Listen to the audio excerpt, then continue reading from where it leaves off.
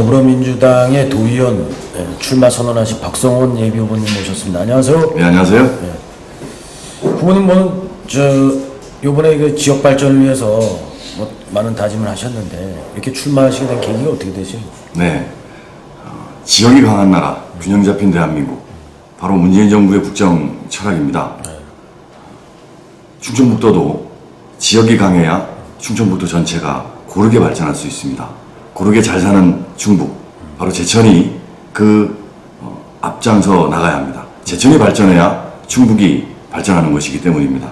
저는 충청북도에 가서 이렇게 제천 지금까지 수혜받고 차별받아왔던 제천 문제를 적극적으로 대변하고자 노력을 할 것이고, 그리고 여권이 도지사, 시장, 도의원까지 모두 당선돼서 바로 제천을 발전시키는 데에 대변인의 노력을 다하겠습니다. 네.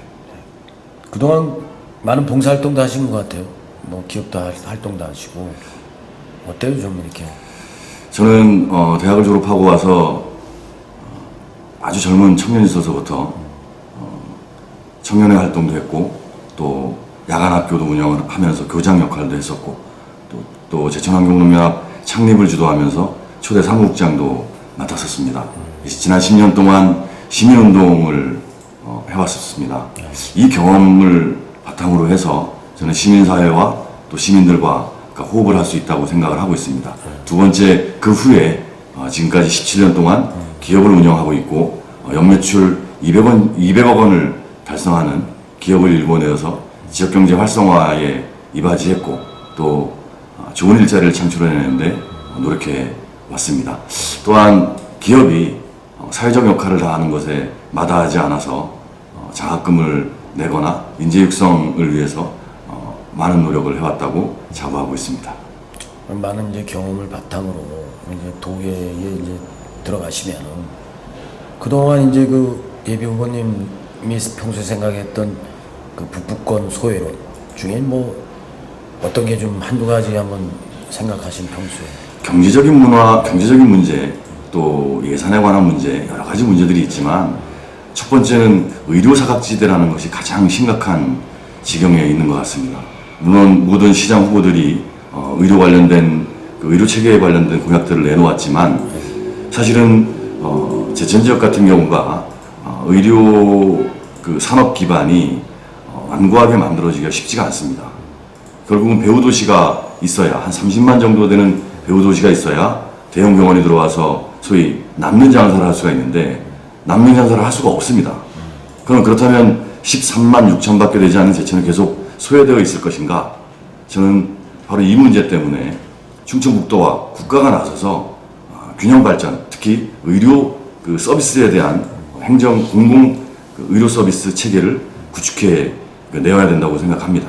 문재인 정부는 의료 차별 지역에다가 300석 이상의 규모의 전략적 병원을 설립하겠다고 공약을 내세웠습니다.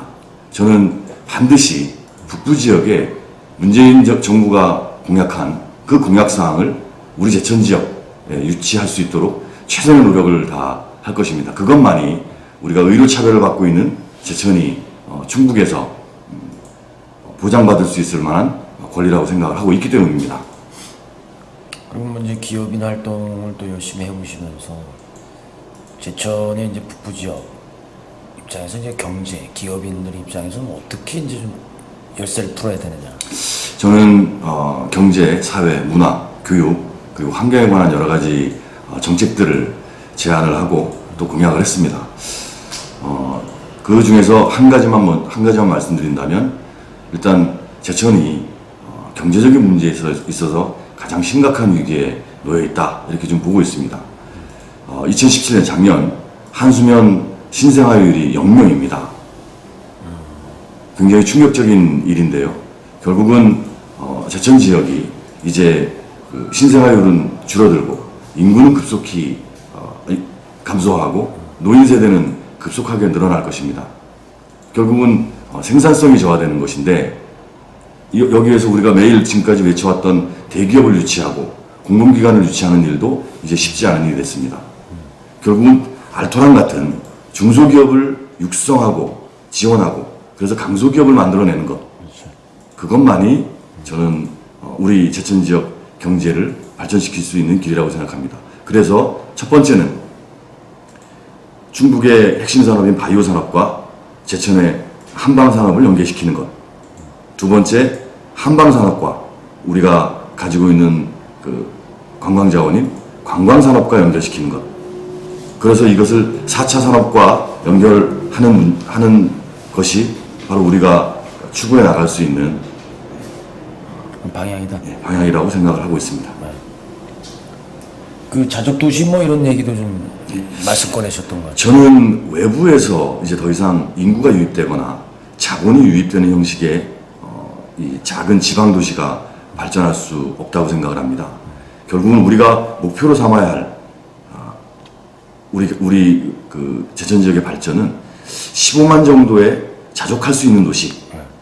그래서 관광과 중소기업과 그리고 선순환되는 경제 구조로 해서 저는 15만 정도의 잘 살고 잘 먹고 잘 사는 그런 자족 도시로서의 목표를 설정하는 것이 제천의 미래 비전이다 이렇게 좀 보고 있습니다. 시민들에게 뭐 그 외에 또 뭐 각오와 뭐 당부의 말씀은 뭐. 2017년 제천의 재정 자립도는 세외 수입을 제외하면 14%입니다. 세외 수입까지 포함하면 22.46%인가요? 그렇게 지금 발표가 되고 있습니다. 진천은 34%, 음성은 그보다 조금 더 높습니다.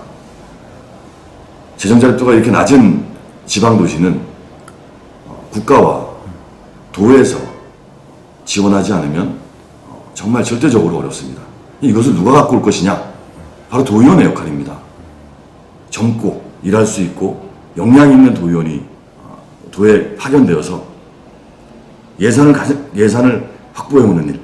이것이 바로 제천 지역에서 대표되는 제천 지역 대표 선수로 도에 파견되는 도의원의 역할이라고 생각을 합니다. 예산 많이 가져오겠습니다.